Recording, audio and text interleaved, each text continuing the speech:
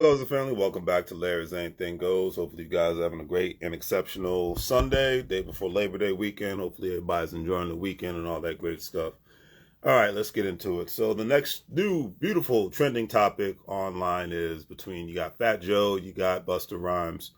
They have their opinions. Everybody is entitled to their opinion when it comes to hip hop. Now, obviously, I'm an '80s baby. I grew up during the time of Fat Joe and Busta Rhymes when they were hot, and they just came out back in the '90s and all that good stuff. And the topic is talking about contributions of, excuse me, of Jamaicans and Puerto Ricans to hip hop. Now, I'm not starting no nonsense on here. I have no problem with people of any background or ethnicity. That's your business. My perspective in the matter in regards to hip hop.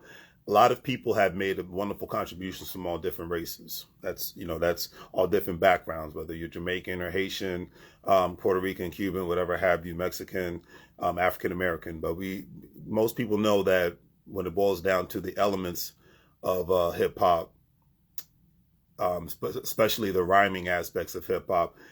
It goes back to the freaking 40s. There's various videos on it, and I even go before that, before hip hop became a thing with the Sugar Hill Gang. I can even talk about Dolomite. You look at Rudy Ray Moore, who's a foundational Black American who comes from Fort Smith, Arkansas, who was actually in the military too. So got him a lot of love on that. Comedian, songwriter, made various movies, but he was known for his rhyming. If you even look at old Snoop Dogg albums, when Snoop Dogg, I believe even his last second album on No Limit Records and whatnot, Top Dog, when he had Rudy Ray Moore doing various different skits. You can look this up on YouTube for Snoop Dogg, and those skits, he always was rhyming.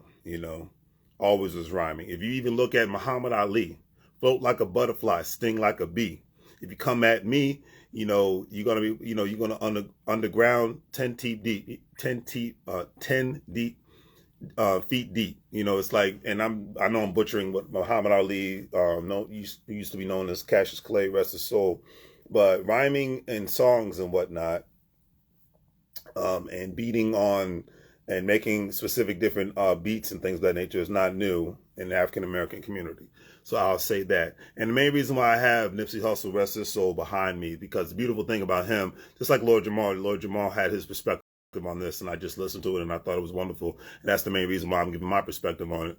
Nipsey Hussle's mother was foundational Black American. I believe her peoples came from Louisiana.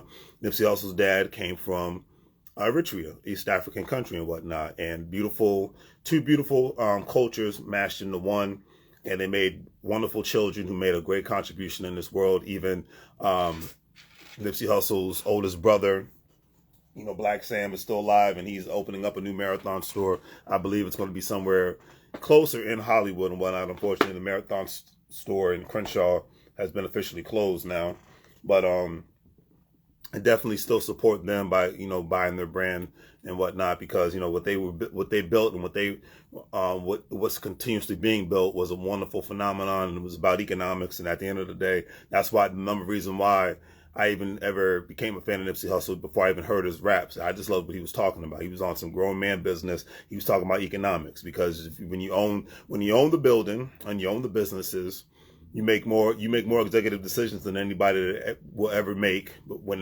before casting a vote. That's all I can say about that. So who you bank with, who you do business with, who you spend your money with, holds way more power than who you vote for. But I'll leave that alone for another day. But anyways, long story short, my perspective when it comes to Busta Rhymes and Fat Joe, I got nothing against them, but I'm just gonna call it what it is. Everybody from all cultures has made contributions to hip hop. No doubt about that. Okay.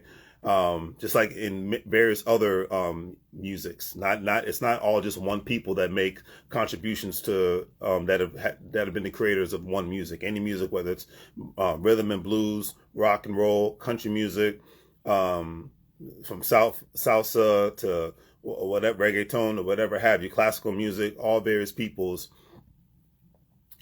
make contributions to the music. But when it comes to being an originator, when it comes down to it, African Americans are the originators and whatnot, and that's just what it is. And if you really want to go deeper into this, go check out Lord Jamar on the You Know What I Mean Godcast, what he had to say about it, and I thought it was very interesting. But I'll leave it at that. You know, let me know what your opinions are. I'm not going to argue. If you want to be combative, that's your business. I'm just giving my perspective, and I respect anybody's opinion, because the crazy thing is, as adults, you can beg to differ, you can agree to disagree, and it doesn't have to be the end of the world. I have a small group of people I call friends, but we disagree all the time without having to bite each other's head off, and without having to get into our emotions, and without having to get offended and whatnot.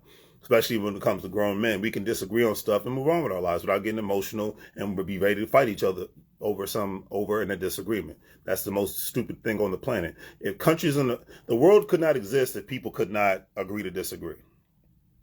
Okay, like United States and Canada and Mexico could not be neighbors if they went to war every time they disagreed on something. You know what I mean? If you even look at countries in Africa, if you look at countries in Central South America, the Caribbean, if you look at, all over the world, Asia, Europe, Australia is probably, Australia and New Zealand is like the handful of countries that, they're islands. So, they don't really have to worry about beefing with too many other neighboring countries, specifically. But that's all the thing that boggles my mind in today's world, is everybody can't wait to get into their feelings and be ready to rip up relationships and just cancel people because they disagree with what they've said or what they've done. My mindset is, as long as it's not against the law and as long as you're not physically hurting anybody, then who cares what somebody has to say? Life is too short. All right. So on that note, do the great three things: like, share, and subscribe. Have a great day. And as I always say, make money moves, or you're going to live bro like a fool. Take care, family.